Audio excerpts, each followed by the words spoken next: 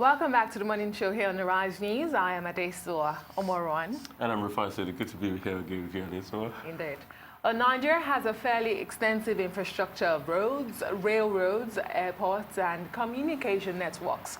The road system is by far the most important element in the country's transportation network, carrying about 95% of all the nation's goods and passengers.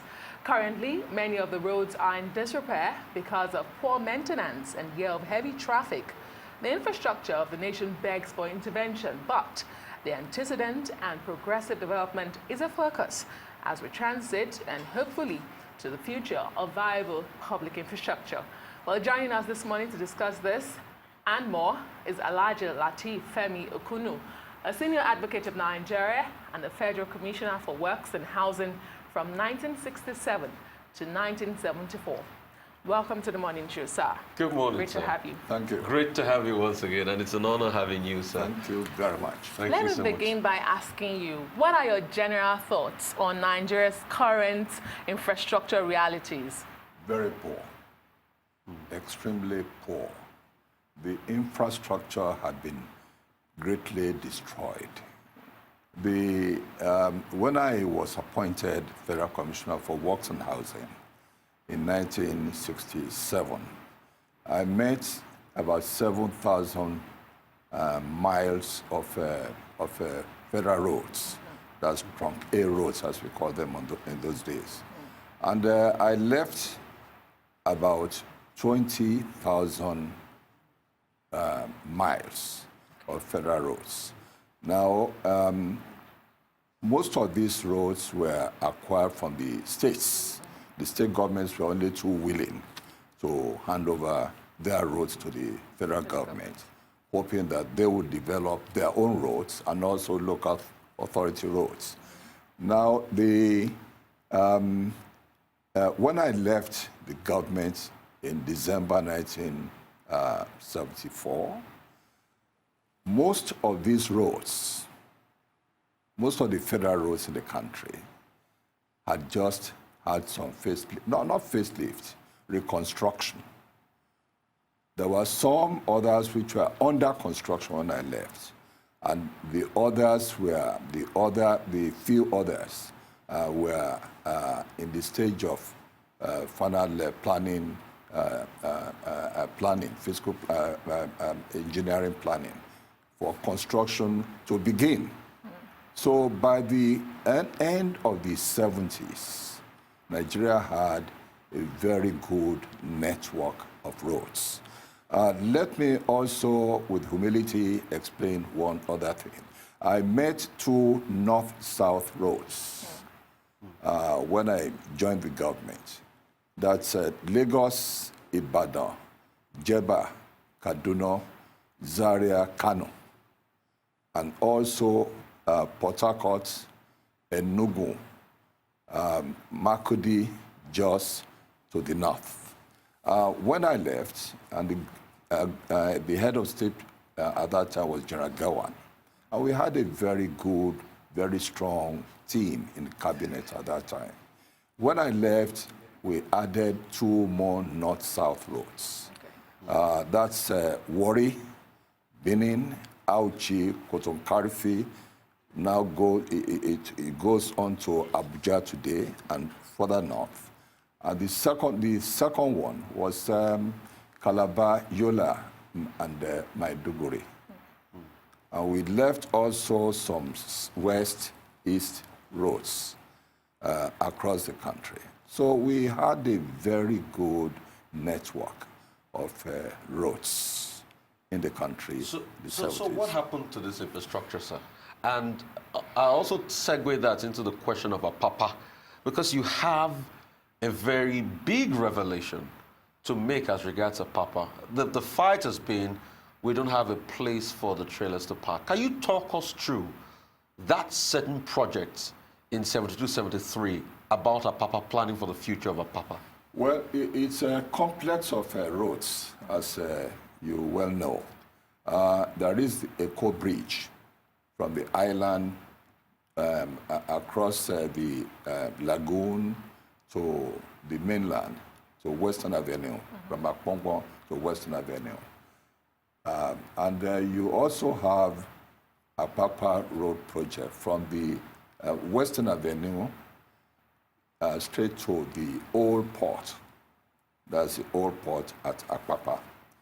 And of course, you have the causeway. And you had, and Western Avenue goes to Mushi and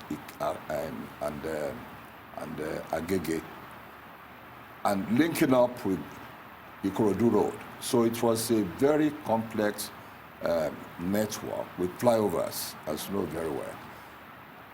Alongside the Apapa Road project, there was the truck terminal, which the government built. I had the pleasure and the honor of taking a memorandum to the Federal Executive Council for construction of a truck terminal along Apapa Road. Just before you get to, at that time there was a fire brigade depot before you get to Malu Road, if you know Apapa very well. Now, that truck terminal was built by the contractor, which in fact constructed Apapa Road. That's Gufanti. That's Gufanti. It was, there were 10 contractors which bidded for the contract. And Gufanti was awarded the contract at the sum of 3.3 million naira in those days. The contract was, the Federal Executive Council took the decision on the construction of the road, awarded the contract on the 17th October 1973. And the construction was to last 12 months. Some months before, no, some years before, Westminster Dredging Company, at that time #1 dredging company in the country, was awarded the contract for sand filling and stockpiling, you know, the area. So it was marshy, quite all right, but it was piled for truck terminal. The terminal was to take between 600 and 800 trucks to avoid congestion at the port. We foresaw that there would be some congestion. There was a little congestion at that time. 600 to 800 trucks.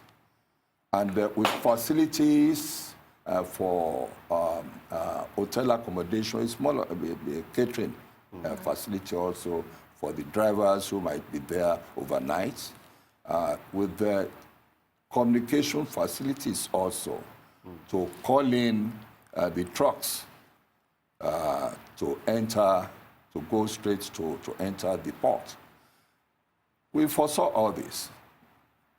And the truck terminal was duly constructed. It was handed over to NPA for management. Now, it surprised me when about 6 years ago, 7 years ago, when the governor of Lagos State asked me, after discussion with him, how to decongest the port and Apapa town itself.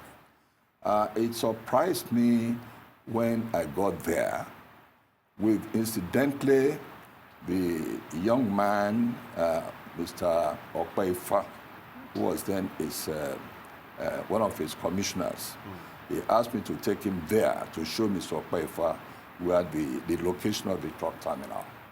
It surprised me to find, when we got there, to find the place had been turned into a container terminal. Container. We are talking of how many years now? 74 to 2019. So why the Port Authority changed the user of the truck terminal to a container terminal, and when, I think the public is entitled to know. There has been that gross negligence on the part of the Nigerian Ports Authority. But beyond the Port Authority, when you look at in broader terms, the infrastructure generally, it's an economic issue. And we have a population that has been growing exponentially. What would you blame the state of our infrastructure on? Is it lack of purposeful leadership? We are quick to hear funding. It's a lot of money to get these things done. But is it really funding? Is it lack of planning? Or we don't just have the right leadership? It's all combined. The leadership is lacking. No planning. We don't practice maintenance culture. We don't have it. That's one big problem we have. We don't have it. We don't maintain. We don't care about maintenance. You build, you put up an infrastructure, and you ought to renew, you ought to maintain the place. That is one of the failures of succeeding governments in the country. And also traffic control. We are not serious about controlling traffic in the country. We talked of increase in population. Yes, the population has more than doubled, trebled. The vehicular population has also been more than trebled. But for the authorities to control traffic, which we managed to do in our time in government, we failed to do so. In terms of controlling traffic, there are two elements, two factors which the governments, successive governments have ignored. For efficient traffic control, you need to pay attention to two factors. Effective traffic control, effective to let the motorists know, the drivers know that you cannot park. There are areas where you cannot park. Today, every inch of road is a bus stop for the commercial vehicles or buses. And individual drivers like us are not also excluded. Every inch of road, you find a vehicle stopping, whether that is a bus stop or not. In fact, there are too few bus stops on the roads anyway. So effective control of traffic, to let the driver know that you cannot park here, move on. And enforcement of the law. In terms of effective control, I remember very well, in the 50s when I was a schoolboy and a young man, in the 60s, we had one, the traffic officer. His name was Mr. Fine Country. He would be on a motorcycle controlling traffic. Motorcycle on the island, on the mainland of Lagos. Keep moving. We don't have that one. We need to have the policemen on motorcycles getting effective, seen to effective control, controlling traffic. You can't park here. And the second factor, as I've said, is lack of enforcement, inability to enforce the law, or refusal to enforce the law. Let me say this. The average Nigerian is a law-abiding person. The average Nigerian, if the law is enforced. When we changed over from left-hand to right-hand traffic, which I had the honor of saying to, there was a great apprehensive in the minds of the public that the exercise will fail. There have been many deaths on the road. And a day before, I remember, a day before the D-Day, April 1972, 73, 72, the women's, an organization of professional women made a desperate public appeal that we should abandon the plan. Otherwise, we should have Red Cross boxes along federal roads throughout the country. But we had a very successful changeover. You see, the same Nigerian who drove on our roads when they got to Idiroko, that's the entry to Dahomey, now Republic of Benin, the customs post, they will change to right-hand traffic, from left-hand traffic to right-hand traffic. The same Nigerians. I remember also when the present president was a military ruler, he had a very efficient number 2 in his government, the chief of staff. Apparently, it was a driving force. Policemen and soldiers had bilala, that's a whip, on the roads. If you transgressed, right, you'll have some bilala administered onto you. He encouraged people to obey, to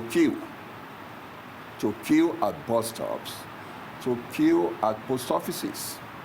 And you'll be surprised that years after they had left office, that's early 80s, people still killed. I saw people kill even in the Saleko for buses. Okay. Or Yaba terminal queuing. Okay. So if you enforce the law, the people will obey. Let's talk about drainages. It's part of infrastructure. Let's talk about drainages. I had the pleasure to talk to you once, and you were telling me how your house too had its own fair share of flooding. Lagos gets flooded. Now it's raining intensely as we speak. I'm sure the ripple effect will be everywhere around Lagos. It's just for us to leave the studios and see what has happened with this rain. The traffic. The floods. Flood. You told me about 16 channels to get water out when it rains in VI alone and the island. What is happening to our drainage channels? Well, take Victoria Island, where I now live.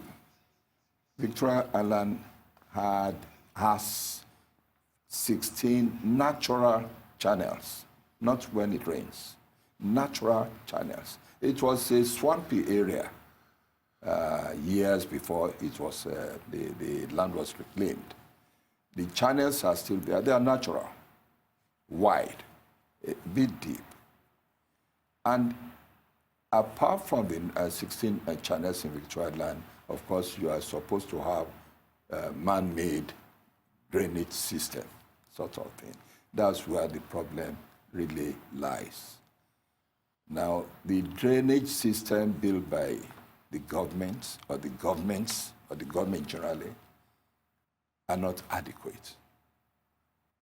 In my street, for example, there is the natural channel on one side of the road, and the other side, which is near my own house, has very small drain halfway down the street. It terminates halfway down the street. It doesn't go down to the end of the street. It does not empty into the next natural drain. It doesn't. So when it rains, and the place, the place is a bit curved, you have a small bend, and slopey. Only 10 days ago, the last time it rained very heavily, last week, to enter my house, to enter the building itself, you had to, those who came in at the time had to, pull their trousers up. The water in my compound was about a foot high. I've had 3 occasions when the living rooms, I have 2 of them, and the entrance hall were flooded. Flooded. So and about this time, works faces flooding. Oh yes, natural. It's a story around town. A lot of people, especially in the Lekki VI axis, you have to face. But as we wrap up, 2 quick questions for you, because you're also the Federal Commissioner for Housing. The housing deficit. Is there a commitment? Have you seen a deliberate commitment by successive governments to close this gap since your time? And finally, I mean, President Muhammadu Buhari was sworn in yesterday for a second term in office. As we await the announcement of a new cabinet, we have the so-called super ministry of power, works and housing. Do you still think that it's viable, economically viable to keep that ministry, super ministry? What's your advice to him?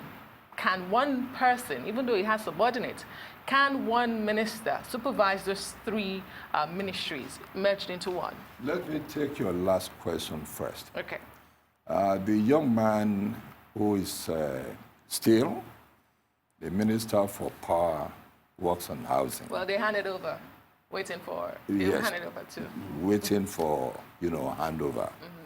He served 3.5 years because the president didn't appoint his cabinet on the first day. And I hope this time he won't wait for 6 months before you do so. South African president was sworn in a few days ago, about 3-4 days ago, appointed his cabinet last night. And I hope President Buhari would do so also. I was in constant touch, or he was in constant touch with me. And let me say this for the record.